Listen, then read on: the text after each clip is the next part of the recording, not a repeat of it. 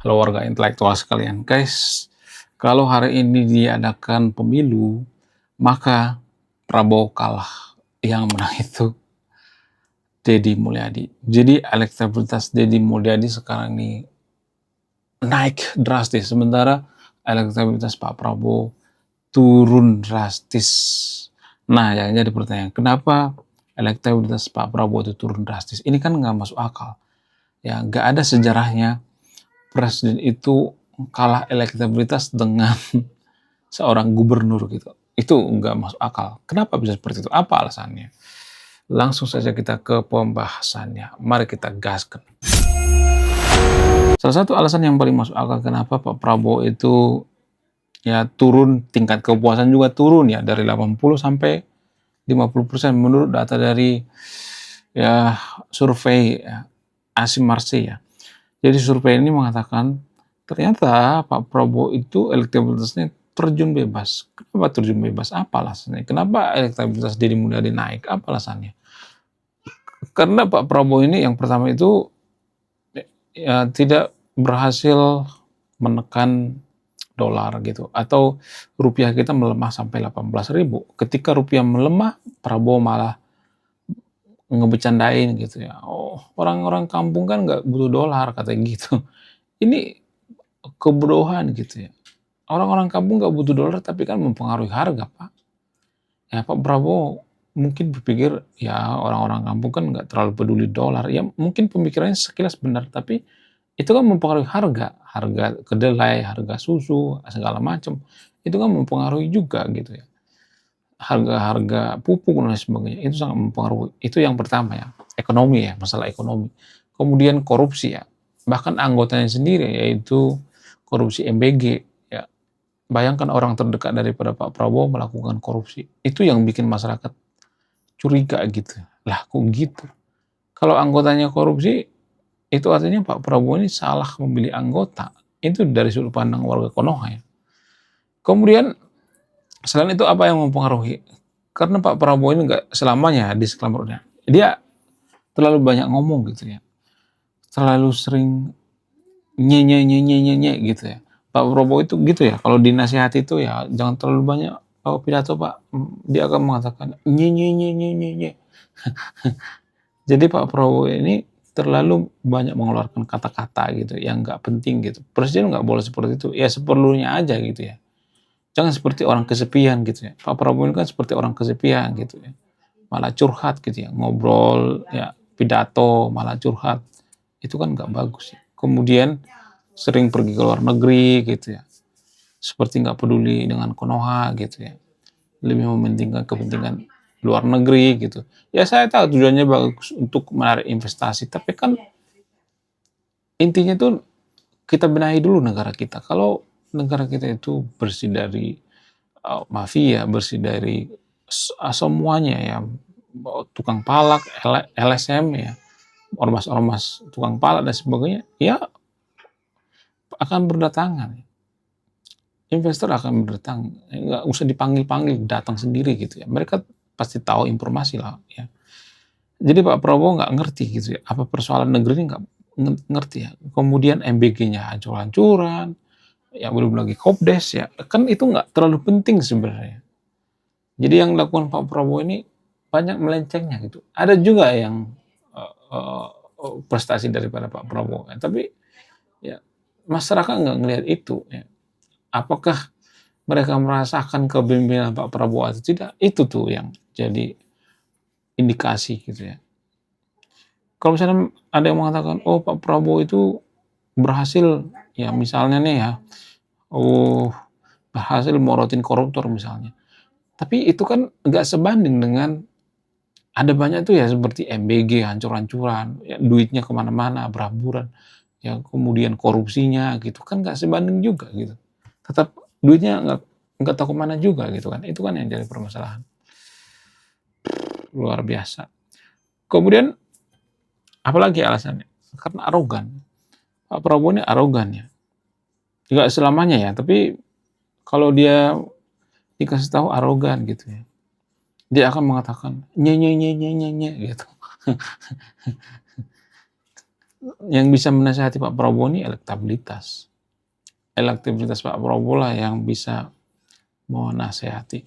Kemudian bagaimana dengan Pak KDM? Apakah Pak KDM itu elektabilitasnya naik gila-gilaan? Yes. Kenapa elektabilitasnya naik? Apa alasannya? Salah satu alasan yang paling masuk akal itu karena dia orang lapangan gitu. Ya, kepemimpinannya sebagian, nggak semuanya, tapi di sekelumit dirasakan oleh masyarakat. Kemudian dia populer di media sosial, itu juga mempengaruhi. Kemudian dia punya media sendiri gitu ya, punya YouTube sendiri gitu ya. Jadi dia bisa mengatur gitu ya.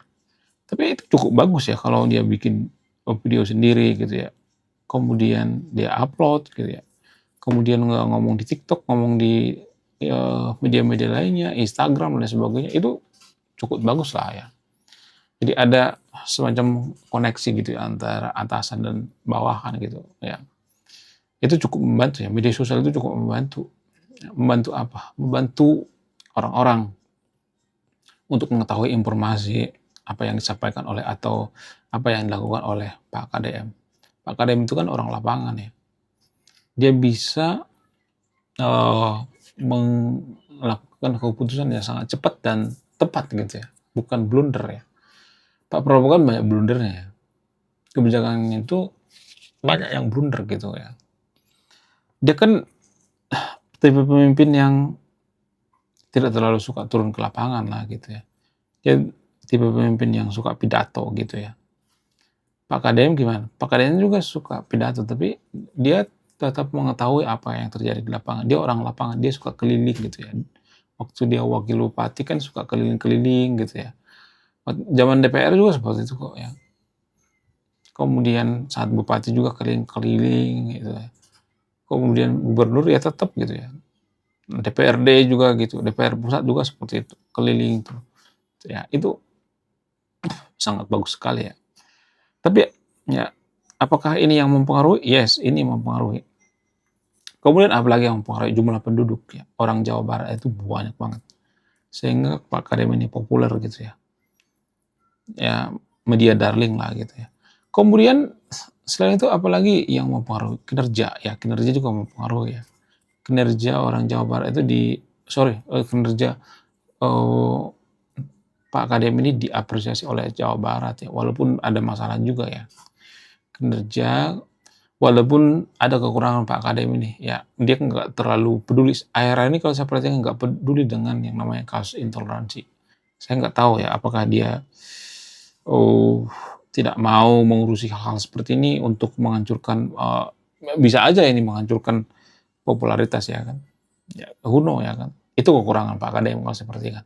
Kemudian ada banyak orang yang membangga-banggakan Pak KDM ya. Nanti kalau Pak KDM jadi presiden kita jadi negara maju. Nggak, belum tentu. Dulu juga waktu zaman Pak Jokowi kan seperti itu ya. Nanti kalau Pak Jokowi presiden, ya kita jadi negara maju. Apakah kita jadi negara maju? Enggak. Enggak segampang itu Ferguson. Untuk jadi negara maju itu butuh effort. Kita itu nggak bisa jadi negara maju hanya mengharapkan satu orang, nggak bisa. Apa effort untuk jadi negara maju? Ya udah cukup tiru aja gitu apa yang dilakukan oleh negara maju, tiru aja. Pertama, jangan korupsi. Negara maju itu kan jujur ya. Salah satu negara paling jujur di dunia itu ya rata-rata negara maju seperti negara Skandinavia, Norwegia dan sebagainya. Cukup tiru aja gitu. Ya, nggak usah capek-capek mikir gitu. Apa yang dilakukan oleh negara maju cukup tiru aja. Kemudian negara maju percaya dengan yang namanya teori evolusi, ya udah percaya aja gitu. Pelajari, pahami dulu gitu ya. Kemudian ada banyak sebenarnya sekularisme gitu ya. Negara maju itu kan rata-rata sekuler ya. Udah tiru aja. Tapi kan baru beberapa juga kita udah mulai ini kan, udah mulai menolak kan. Apaan menerima teori evolusi? Apaan sekuler? Itu nggak bagus, itu bertentangan dengan agama. Makanya agama itu mempengaruhi kemajuan suatu bangsa. Agamalah yang paling utama menolak teori evolusi. Ya, sehingga kita tidak jadi negara maju. Apa hubungannya teori evolusi dengan negara maju? Nah, ini yang jarang dipahami. Ini berkorelasi, walaupun korelasinya agak panjang ya. Kalau seperti kan negara-negara maju itu rata-rata ya mayoritasnya percaya dengan teori evolusi. Karena apa? Karena ada hubungan sebab akibat. Ya, ini mempengaruhi ekonomi gitu. Kalau misalnya ada yang mengatakan manusia itu berasal dari tanah gitu, apakah itu ada sebab akibat atau tidak? Apakah itu masuk akal atau tidak?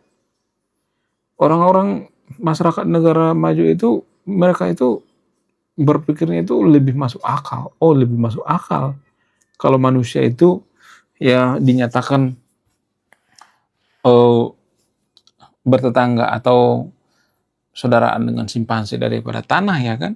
Masa kita saudaraan dengan tanah? Jadi banyak hal sebenarnya yang mempengaruhi kenapa kita jadi negara maju. Tapi kan kita nggak mau bayar harganya gitu. Sama seperti KDM, ketika KDM nanti jadi presiden kita jadi negara maju, apakah itu benar atau tidak? Enggak, itu hoax guys. Kita tidak akan jadi negara maju kalau kita ya tidak punya kebiasaan seperti negara maju. Menurut kalian gimana? Coba tulis komentar ya. Saya akan berbeda dengan Anda yang menyimpulkan. Oke guys, sekian video ini. Terima kasih sudah memahami. Saya kaum intelektual, salam rasional.